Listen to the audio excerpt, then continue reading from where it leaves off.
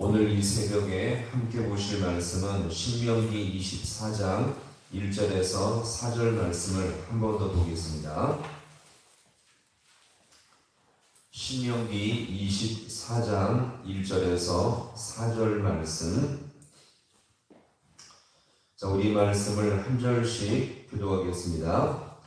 사람이 아내를 맞이하여 데려온 후에 그에게 수치되는 일이 있음을 발견하고 그를 기뻐하지 아니하면 이혼 증서를 써서 그의 손에 주고 그를 자기 집에서 내보낼 것이요, 그 여자는 그의 집에서 나가서 다른 사람의 아내가 되려 그의 둘째 남편도 그를 미워하여 이혼 증서를 써서 그의 손에 주고 그를 자기 집에서 내보냈거나 또는 그를 아내로 맞이한 둘째 남편이 죽었다 하자, 그 여자는 이미 몸을 다루었으며 그를 내보낸 전 남편이 그를 다시 아내로 맞이하지 말지니 이 일은 여호와 앞에 가증한 것이다.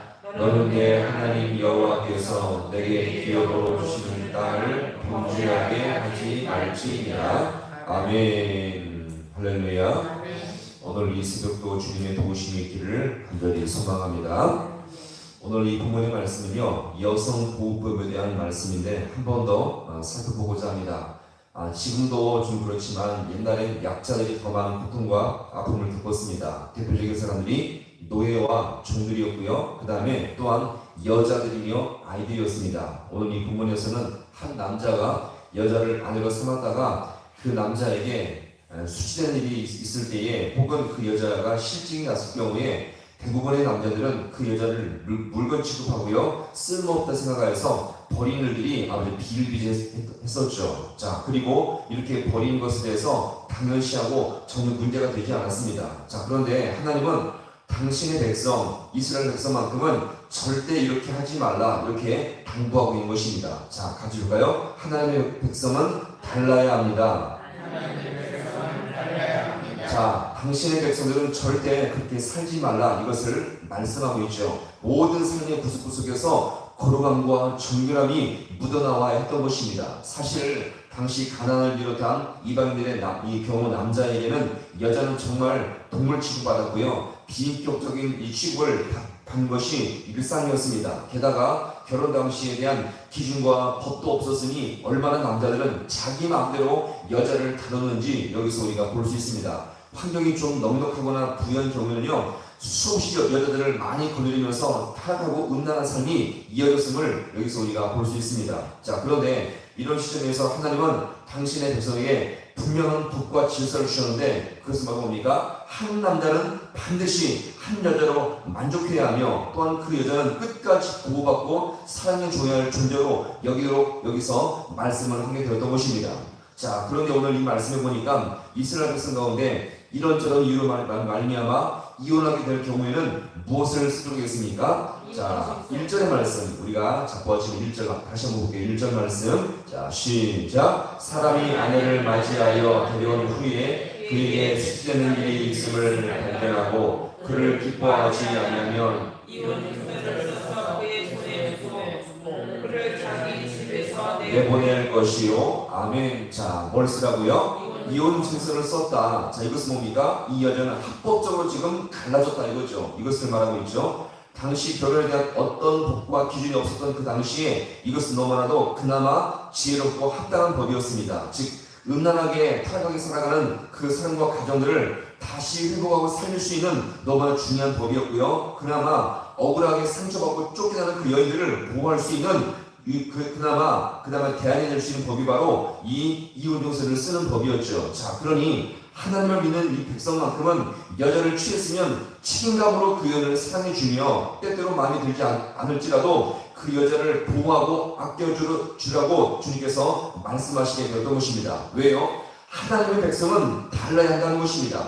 불신자들은 그야말로 자기 정욕과 감정에 따라서 여자를 취하고 버리는 것을 수없이 많이 반복해 버렸지만 그렇게 마음대로 살았지만 당신의 백성은 그렇게 하지 말라는 것입니다. 당시 사회가 얼마나 음란하고 타락하며 정상적인 가정을 찾아보기가 너무나 힘든 그 시대에 이렇게 이혼 증서를 쓰는 이것은 그나마 그나마 대안이 될 수 있는 그나마 좋은 법이었음을 우리가 볼 수 있고요. 그런데 문제는 뭐냐면 당시는 결혼에 대한 법이 그렇게 질서와 이 사회가 그렇게 없을 때도 그렇게 그런 일이 많았다면 오늘날은 어떻습니까?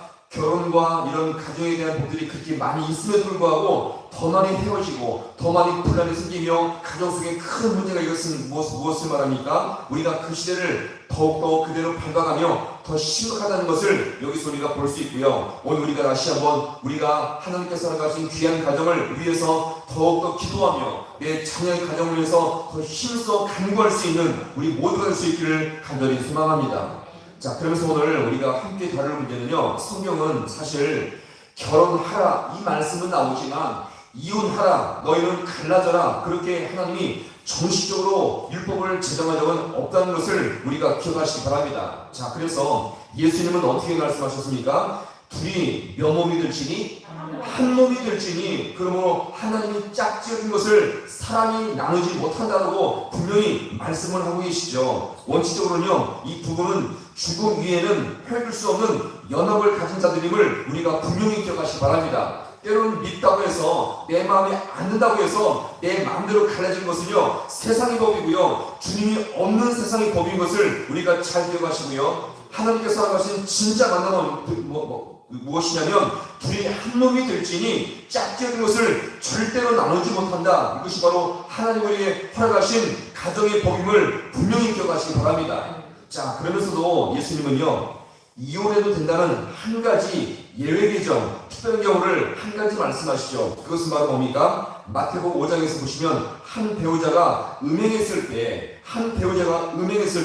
이혼이 허용됨을 여기서 말씀하는데, 이것도 예외 규정임을 우리가 기억하시기 바랍니다. 자, 그러면 이렇게 배우자가 음행했을 때 이렇게 이혼을 허용해 주었는데, 사실 이것도 뭡니까? 하나님은 이보다 더 큰 법을 주님께서 허락해 주었던 것이요. 자, 그러면 더 큰 법이 뭡니까? 은혜의 법이요, 더 큰 법인데, 이것은 바로 사랑의 법임을 우리가 분명히 기억하시기 바랍니다. 사랑은요, 서로의 죄와 허물을 용서하며 다시 잘 살 수 있게 하는 하나님의 가장 큰 은혜의 법인 것을 우리가 분명히 기억하시기 바랍니다. 자, 그래서 성경이 베드로전서에서 어떻게 말합니까? 무엇보다 뜨겁게 서로 사랑할지니 사랑은 허다한 무엇을 덮느니라?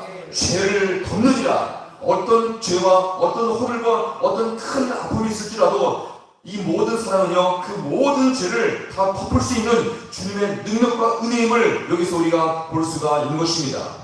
특별히 하나님께서 우리에게 주신 이 사랑의 법은요, 우리의 미움과 상처와 시기와 질투와 모든 고통을 다 가리며 덮을 수 있는 가장 큰 은혜요, 은총의 법인 것을 우리가 잘 기억하시고요, 우리가 주님께 받은 사랑이 바로 이 은혜의 법인 것을 우리가 잘 기억하시기 바랍니다. 우리 존재는요, 주님 앞에 죄악으로 말미암아 심판받아 마땅한 그런 엄청난 죄였죠. 그런데 우리 예수님께서 우리를 사랑하시되 뜨겁게 불처럼 사랑해 주셔서 대신 십자가의 죽으심으로 말미암아 우리가 주님 앞에 그 큰 사랑을 받게 되었던 것입니다. 그럼 우리는 이렇게 우리가 그렇게 뜨거운 불같은 사랑을 받은 존재임으로 말미암아 이 사랑을 함께 우리가 나누면서 베풀 때에 이 가정이 회복되어지고요, 모든 심령 가운데 주님의 은혜의 사랑을 증거할 수 있는 복된 은혜가 될 수 있음을 우리가 여기서 볼 수가 있는 것입니다. 우리 안에 이렇게 하나님의 불같은 뜨거운 사랑이 우리에게 부어지게 되었으니, 십자가의 사랑이 부어지게 되었으니, 이제 우리도 서로의 죄와 허물을 용서해주며 사랑으로 갚는 것이 하나님의 사람의 마땅한 본분임을 여기서 우리가 볼 수가 있는 것입니다. 이렇게 사랑이 부인되어서 서로 신령 가운데 사랑을 증거하고, 그래서 우리 많은 사람들은 우리에게 상처와 미움과 시기와 질투를 하지만 우리가 주님께 받은 사랑은 무엇입니까? 십자가의 사랑이요, 모든 것을 덮는 사랑 은혜를 받았으니 우리가 이 사랑을 함께 증거함으로 말미암아 이렇게 죄와 불법이 성행하는 이 시대에 사랑을 증거하고 하나님의 사랑을 증거함으로 말미암아 회복과 치유를 더욱더 하는데 귀하게 쓰임받을 수 있는 우리 모든 성도가 될 수 있기를 주님의 이름으로 간절히 축원합니다. 기도하시겠습니다.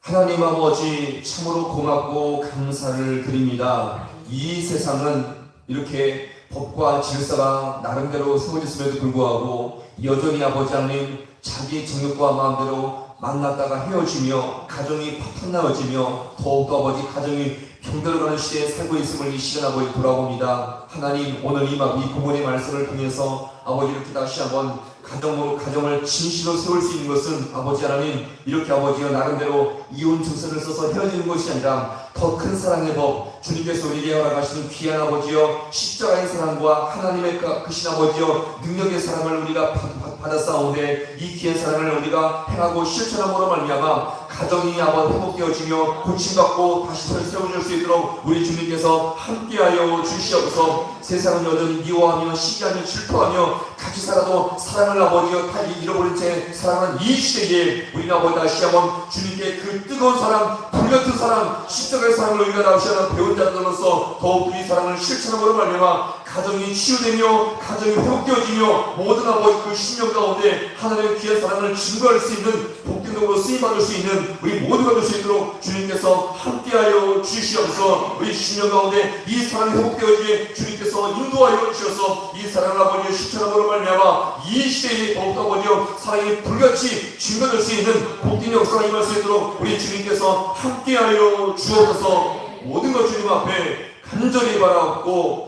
예수님의 이름으로 기도하옵나이다. 아멘.